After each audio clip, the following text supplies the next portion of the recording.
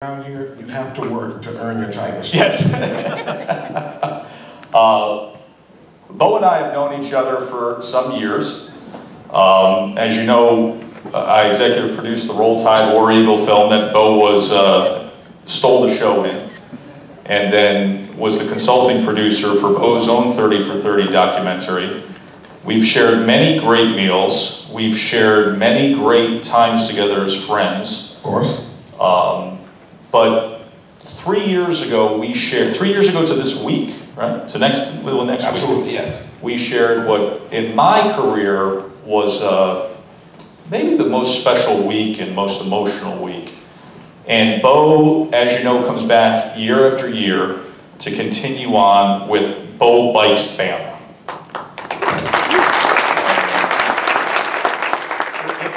If there's anything that sums up the goodness of the man, I would tell you that when we finished Roll Tide War Eagle, you called me up and you said, the anniversary is going to be coming up in 6 months. I have to do something about it. Yes. Explain to people the genesis of why it is you return to your home state this time of year to give to people, where that seed was planted, why that connects to you the way it does, Bo. Well, that seed was planted way before I got to Auburn. As everybody knows, I'm the 8th of 10 kids. And my mother always taught us to treat people like you want to be treated.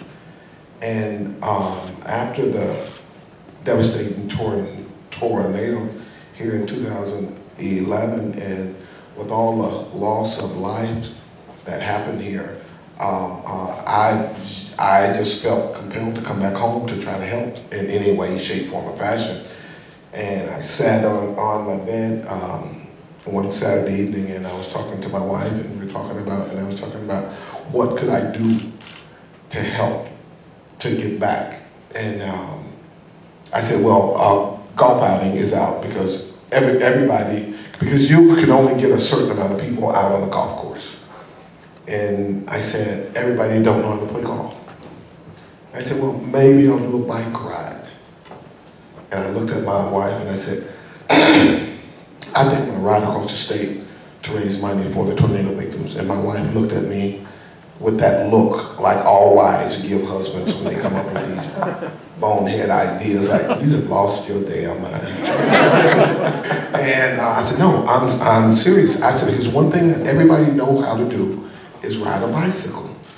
And if we can ride bikes through the tornado ravaged area and bring attention to the rest of the country about how devastating these tornadoes are, we can raise awareness and do something about it. From the standpoint is that everybody knows you can't compete with Mother Nature. You can't fight Mother Nature, but you can get out of her way. And by raising funds to build tornado shelters all around the state, we've done that in the sense that we want fellow Alabamians, whenever we have bad weather like that here, to get out of your homes and go to a safe place.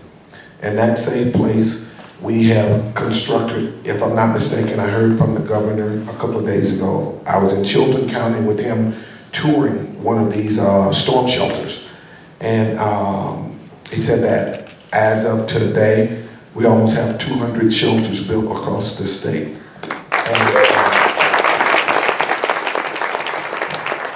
I can't think of the name of the company, but it's an Alabama-based company out of Dothan.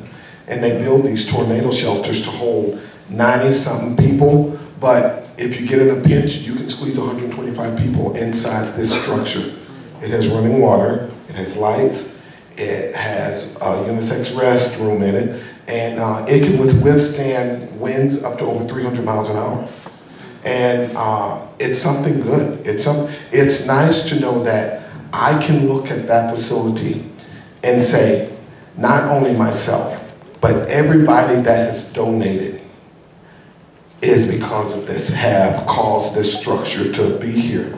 And with all the companies, we have a lot of big companies out there that helped us out. And it's because of you guys who have donated a few dollars here and there to get that bank account up to where we can build tornado structures in areas where it's where in tornado ravaged areas. And the people of these communities and towns are very thankful for that. The first year that you put forth Bo Bikes Bama, we went through all the areas where the tornado path went, and we were riding through towns. And I can remember older ladies coming out of their home and stopping the bike ride just to hug you, try to find maybe the name of a loved one who they lost on your bike. And we went through all these small towns and then finished up on the other side of the state. Now you bring it to Auburn. Yes. You bring it to the Plains, back home. What does it mean for you to come back here and bring Bo Bikes Bama back here to Auburn? Well, it means a lot to me, not just the fact that it's back here at Auburn. The state of Alabama is home to me. I'm proud to be from this state. Sometimes I'm not proud of the way we treat each other from one side of the state to the other, but this is home for me. And to host my ride here, the city of Auburn, the mayor, the Speaker of the House, Mike Hubbard, the university, you guys have welcomed us here. And because of your generosity and the state's generosity, we have right at 500 riders that's gonna ride tomorrow with us. Come rain, sleet or snow, we will ride tomorrow. And I encourage, if you're not riding, come out to support, because we have a lot of we have a lot of activities going on tomorrow here. Everybody knows about the football game. We got South Carolina here playing our baseball team. We got the softball team, they're having games and so forth. So there would be a litany of activities going on around the campus tomorrow. I'm just fortunate enough to say, hey, we are also having Bo Bikes Bama tomorrow, and we are going to have fun doing that. That's a blessing, and it means something, obviously, every time you return to campus, too. Now, I know you, especially in more recent years, you've been back more often, and a couple of your children come through here in recent years, and I think you found a special connection with a couple of the championship football teams as well, and you really take to it. You feel that connectivity. They just saw a clip of an SEC story that's going to be airing later this summer on Bo Barkley and the Big Hurt. What do you think of when you reflect on those days when, you know, the campus there in the early 80s and the energy and, you know, those three big names walking around this campus? We were actually, it's family. We had fun. Not saying that the students here don't have fun right now, but we did it without access of an internet and a cell phone and so forth and so on. And we had fun. We were a family. And more than likely, if it's called Bo Barkley and the Big Hurt, everybody knows that Barkley is going to be pissed because his name's not. No, 100%. Yes. That's actually my favorite soundbite from Roll Tide War Eagle, is when Barkley, straight-faced, says Bo is number 2. He's the second best athlete to ever go to Barkley is number 1 in his eyes. In his mind, he's number 1. And we allow him to think that. We allow him to think that. So his name for me is number 1, and he calls me number 2. I see him all the time. I was in Atlanta a couple of weeks ago, and I came across him, and he yells across the restaurant, "What's up, number 1?" I said, he says, "What's up, number 2?" And I'm like, "Just living in your world, number 1. We're going about our business." So yes, but it's that type of relationship. But Frank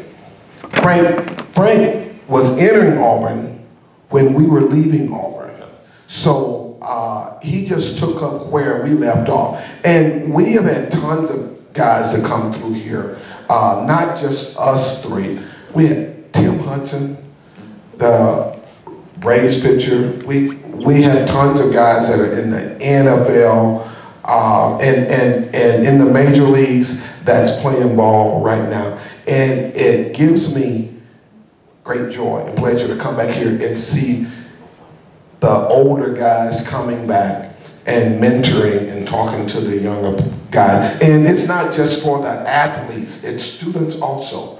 Because if we as parents, and those, because we have kids now, because my baby is a freshman here now. Yeah.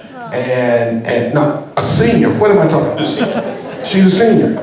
And for me to come back here, if I come back here, I have to say this. I played the sport. I love the sport. The only time I watch sports is when my wife makes me. And if she wants to come to a football game, I have to bring her. Then once I'm here, I gotta go on the football field. Not saying that I don't like it, but I love it. But I did it, and I know what's gonna happen. I know what play they are gonna run. I know this is gonna happen. It's like whatever you do for a living, which is your job, and I know that you're good at it. And if your buddies come up to you and say, hey, let's get together and go down to your job and watch your guys do what they do for a living. Right. You're gonna say, no, I don't wanna do that. But by me coming back here, I have more fun going around visiting people on campus that's still here, that was here 25, 30 years ago, or going around town visiting those people that have retired since then. That's where I get my fun and my pleasure. And of course, I go over to the athletic department and I visit with those guys and go down on the field and make sure that those guys are doing what they're supposed to. And they've been doing a good job. And I have fun doing it. I have fun doing it. So. Did you enjoy last year? Did you love seeing the instant turnaround of Auburn football? I mean, it was a roller coaster ride the past few years, but how much did you enjoy last year where the whole thing came full circle that fast to see Auburn back on top? It was fun. I think the next 2 years are going to be even more fun than last year. I said when we hired our new coach, I said to myself, if we win 5 games this year, last year, I'm happy. Period. What's your relationship like with Gus Malzahn? How do you guys communicate and get along, and the role that you play with the program right now? We get along good enough to where when he calls me, I answer, and when I call him, he answers. So that's good. And which isn't easy with either one of you, by the way. Cell phone numbers in high demand. We are busy men, but I actually know that I can go by his office and walk in his office without knocking, and he'll welcome me like I've grown up with him and I've been best friends with him all over his life. And that's not just with me. That's with any ex-players or any faculty member that wants to go by and talk with him about anything. His door is always open. You mentioned the fact that you don't sit back and watch a lot of sports. You come down, support Auburn football. But for this is your extended family here. Yes. How is it that you would tell them you enjoy spending your time? I mean, I know just being around you, some of your interests far beyond sports, but give us a glimpse of what is the life of Bo Jackson nowadays. Wow. The life of Bo Jackson. I like spending time. I'm somewhat of a recluse, private person. I like to spend time at home. Business keeps me on the road a ton. But I like to spend time at home. It's just my wife and I now. So, and my wife is a brain assessment therapist at the hospital that's been ranked #1 in the world for the past 25 years, RIC Hospital downtown, and she got her undergraduate, her master's, and her PhD from Auburn, and she works, and I stay home. A little bit of golf. A little bit of golf. I wash dishes. I sweep the floors. I have her dinner ready when she comes home. You're a good cook. Listen, I have to good cook. Listen, when my wife get off work, she want to come home, take off her clothes, put on her pajamas, and sit down and eat dinner. And it's my job to make sure that she's happy. So I learned a long time ago, if mama's happy, everybody's happy. Right. So before she goes to work, I ask her what she wants for for dinner. And it could be anything from baked fish to a filet, you name it, to spaghetti. I know my place in the house. And it's to keep her happy. Yes, that's what I do. The week that they named me this greatest athlete of all time. Oh, you came back to Connecticut for the greatest of all time, yes. It was during the winter, and it was snowing in Chicago. They named me greatest of all time athlete, which I call it GOAT, G-O-A-T, greatest of all times. And I'm walking around the house with my chest poked out. And it's just my wife and I. And we like to watch TV in our bedroom. So I lay across the bed and look at it, and she's sitting in the recliner watching TV. And I said, well, you know, since I'm the greatest of all times, I'm gonna sit here and relax. And my wife, she don't even look at me. She's watching TV, and she said, you know, she called me GOAT. She said, GOAT. She said, you know that driveway is not gonna plow itself. Which means I had to go out and snow plow my driveway before it turned to ice. So even when I got voted the greatest of all time, It's still working. my family has a way of putting me in my place. So I had to get out and get on my four-wheeler and plow the driveway and do that. While we have a little bit of time here with Bo, and it's always a special treat to visit with him, we will take some questions. Rick, so if you want to head over and ask Bo a question while you have the opportunity. And Rick, you're going to get this why thing. don't you just pull the microphone out and, yeah, there you You're go. going to get this thing done tomorrow. The other reason we should bring up what's going to happen tomorrow morning with Bo Bikes Bama is because your initial goal was $1 million. Initial goal was $1 million.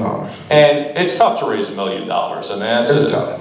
Came up short originally, but you're committed to getting it over that number. We came up short the first year. Last year we raised a couple of $100,000. I think this year's going to put us over the top. That'll be great. And the goal is not $1 million. The goal is to build community tornado shelters in every neighborhood that needs it around this state, to where if we have another Category 4 or Category 5 tornado, EF4 or EF5, is, I think that's what they call it, people got the opportunity to go and get in one of these shelters to escape that bad weather. And I'll just say this, I hope 25 years from now, the current superstars of sports, guys winning the Heisman Trophy, going on to be #1 draft picks in whatever sport they're in, they learn from your example, and they're coming back to their communities to do well as well. And not just taken, but given the way you have shown time and time again. You're a great example to everybody here at Auburn, everybody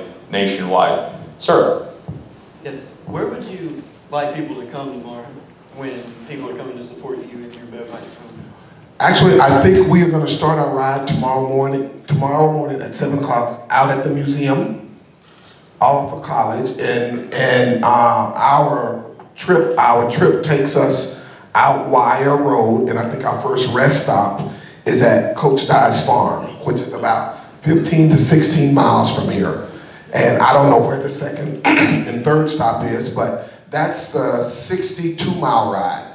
Now, about 25 to 30 miles into the early ride, I will get in the van, come back here to start the 9 o'clock ride, which is a 22-mile ride. And I will do the whole 22-mile ride of that ride. And when we finish, I think we'll finish up somewhere on campus. And myself and a few of the VIPs that have come into town to ride with me are supposed to go into the stadium. Am I right, Julie? For, that's Julie over there in the white blouse. She's with Big Communications out of Birmingham. So she helps me get to where I'm going, because I'm old and sometimes I forget on purpose.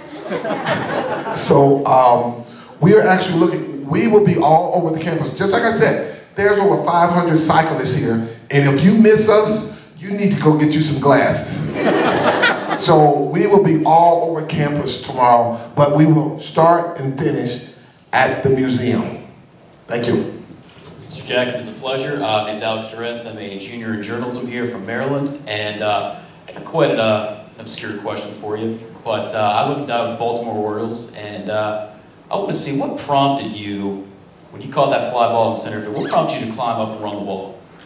Because earlier I had separated or dislocated my shoulder. And at the angle that I was running, if I had crashed into the wall, I probably would have re-injured my shoulder.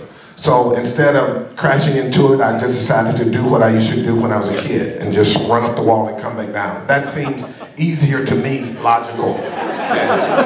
So every other human being on earth could only crash into it. But he had the option, so yes, ran and it's good to have options. So. Spider-Man and Bo Jackson, the only two people that could have. Is that all the questions? Who else for Bo? Nobody got any questions? Thank you. Oh, this gentleman in the back. Bo, what's the fastest mile you've ever run, and what weight were you when you did it? The fastest mile? Tried my sophomore year in high school. During the decathlon, my freshman year I ran the mile. I was in the 9th grade and I competed in the decathlon with the high schoolers and I placed 10th out of like 160 high school students. My sophomore year, I was runner-up and I ran the mile and it almost killed me. So when you got thighs like mine, they aren't made for distance. My thighs are like a Formula One race car. We can go from here to here quick, and then we got to shut it down. Right, your tires. Yeah. So the following 2 years, my junior and senior year, I made a deal with my high school track coach. I said, Coach, look, I said, if I build up enough points in the decathlon next year, over second place to where I don't have to run the mile, can I set it out? And he looked at me and smiled. He said, no. And I said, well, I'll have at least 1,000 points over second place. He said, I will make a deal with you. If you have at least 1,500 points over second place, you don't have to run the mile. Because the mile is the last thing in the decathlon. I said, all right. And knowing me, I like to have options. So I said, if I have at least 1,500 points over second place, and I don't have to run the mile, you have to buy me a Whopper with cheese and a large orange soda. Because I'd have to be sitting watching them run in the mile, and I need something to do. And eating a Whopper with cheese and drinking an orange soda would be the proper thing.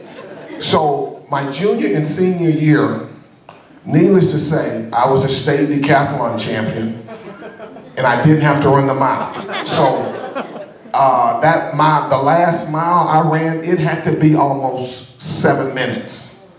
So I'm not a good miler. Don't claim to be, I hate it.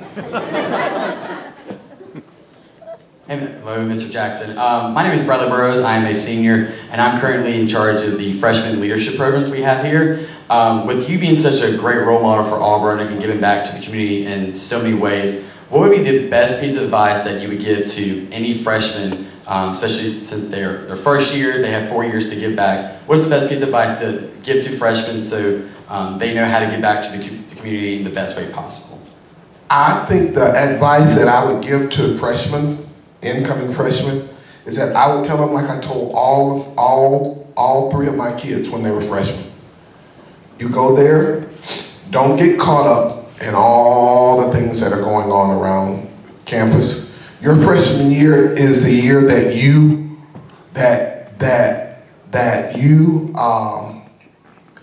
got to sprout your roots there. And if you're worried about all of the activities that are going on, guess what? You're going to be sprouting those roots at junior college down the street from the house. So my biggest thing with freshmen is concentrate, make sure you do what you're supposed to, because you don't have mom and dad to wake you up and say, hey, you got to get up and go to class. You got to do that on your own. You don't have your mom and dad there to say, hey, you need to come in because you're out too late. And the peer pressure. You can't allow peer pressure to get to you, because you're going to have those older students that say, hey, come on, freshman, let's go out, let's go do this, let's do that. And the next thing that you know, you're gonna be called into the dean's office and you're gonna be in trouble, especially if you're my kid. So I would tell the freshmen, concentrate on your freshman year. You have 3 more years to hang out and do the things that you want to do. And just concentrate on your schooling, because that's most important. Thank you. Spoken like a good parent. Yes? Hi, I'm Aubrey Peacock, and I'm a business major, so a little different perspective. But I swam for Auburn, and what would be your advice on, I guess, being done with your eligibility and moving on into the real world, and after being done, I guess, performing for Auburn, I guess life after that? I want to just add to this question. It's a great question because for you, obviously, it was #1 draft pick and Nike endorsement deals, but you had a finality at the moment your career was done, and you've told me this story many times about calling up Nike and making the decision that Bo Jackson is now done. I'm no longer the superstar endorsed athlete, and I'm going to live a life as a business person. So for you, it would probably be a few years beyond that, the situation that you're in right now, but that perspective of the advice moving forward once the athletic life is in the rearview mirror. I would say this: you never have to let your 4 to 5 years that you spent here on this beautiful campus go. You will always have that with you. But in order for you to get to where you want to go and utilize all of the education that you have, you got to get out there in the big world. And you got to make sure, and out there it's just as competitive as it was when you were on the swim team. You got to be the first in the office. You got to be the last to leave, because now you are going to a place to where you're the new kid on the block. It's just like being a freshman all over again. And like I said, just like I told that gentleman, you got to start over. You got to start all over.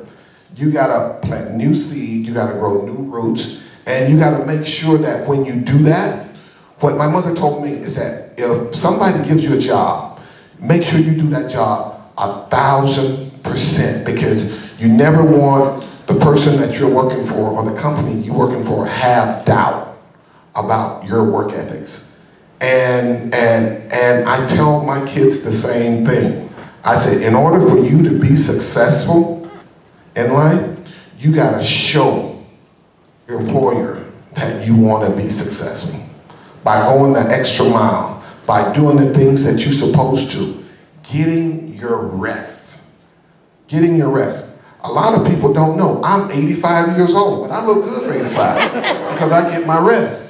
You understand what I'm saying? So the same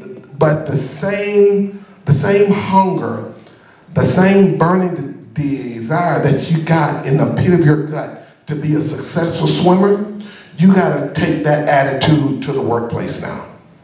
Which a lot of people may not realize with you. You actually did, after your athletic career, community bank, your food distribution business. You've been very successful in business, and you've been very competitive in your businesses. Well, yes, I have. And the thing that I do is I try to do things that people would never think that I would do. Because once you're in that, oh, he's a football player, he's a baseball player, she's a swimmer, she's a volleyball player, you get pegged as that's the only thing that that person knows. So a lot of people are hesitant to walk up to talk to me because they think the only thing I know is football and baseball. I own a bank. I own an indoor sports complex. I just started a new food company with the government just 2 weeks ago. I am on my way to Georgia after my bank ride to have meetings with one of the largest insurance companies in the country to talk about plastics. I'm doing everything from gaming to plastics to food to banking. I like to, just like I said, it's good to have options. And not saying that I'm spreading myself too thin, but I like the fact that every day I learn something new in the business world that I didn't know yesterday. And it's fun. It's fun. Let's take one more question here and then we'll wrap things up with Bo. This is kind of along the lines of what you're saying. You don't just do football and baseball, but the other day I was hanging out watching Fresh Prince reruns, as I do on occasion, and I saw you were featured on the show. I just wanted to ask, what was that like, being on such a classic show, getting to hang out with Will Smith? Well, it was fun. It was fun from the standpoint, it's fun having people call you and want you for a part in a TV show, a movie, or sitcom, and you don't have to go and do that, you don't have to go do the cow call to where you got to stand in line and you have to audition. If they call you, you already got the part. But they didn't give me that part in that show because I was a good football player or a good baseball player. Do you know why they gave me that part? Because I did dual sports, but out of all of that, I kept my head and my nose clean, which means I stayed out of trouble. I did the things that I supposed to. Whenever everybody else wanted to go out to the club and the bar, I decided to go home. So nobody could write in the paper, hey, Bo Jackson was involved at a brawl at so-and-so and so-and-so last night. And that's what corporations look for in a person when they're looking for somebody to hire for a position or a spokesperson. They go and look at all of that. So for you students, you have to think about your future 15, 20 years down the road from now, because I know everybody's having fun and so forth and so on, and everybody wants, hey, let's go do this, let's go do that. But you gotta think, you gotta stop sometime and think. If I do this, and if something bad comes out of this, you know what's gonna happen? That's gonna stick with you forever. So whenever you go out to apply for a job anywhere around the country, they're gonna pull up your background, and they're gonna see what you did in college. They're gonna see what you did here. They're gonna see, well, he got arrested for a DUI. He had this done. He did this. And you're gonna be that person on the outside looking in because somebody else got that job that you should have gotten because you didn't keep your nose clean.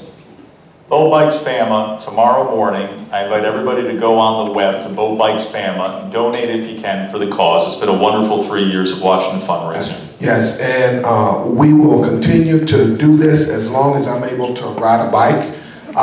You can get on your phone and you can text to Bo Bikes 50555. And it's an automatic $10 donation that you can go and do, even if you don't want to get out in the weather and everything. But tomorrow, the weather is going to be beautiful. I promise you. And then for me, August 21st, SEC Network will be Bo, Barkley, and the Big Hurt. It will premiere on the SEC Network, so obviously make sure you have the SEC Network. We know we'll be seeing plenty of you on the SEC Network. We know we'll be seeing plenty of you tomorrow. You're going to come on ESPN with me tomorrow during the spring game. We'll talk more Bo Bikes Bama then with Todd Blackledge. And thank you so much. Thank you. I always love visiting with you. Everybody here does. Thank you very much. Wish I could stay. I'm shooting back with you guys more, but I got to run across campus because I got another one of these that I got to do. And that lady there is making sure that I get to where I am. So, Bo Jackson, everybody. Thank you. I'm worried.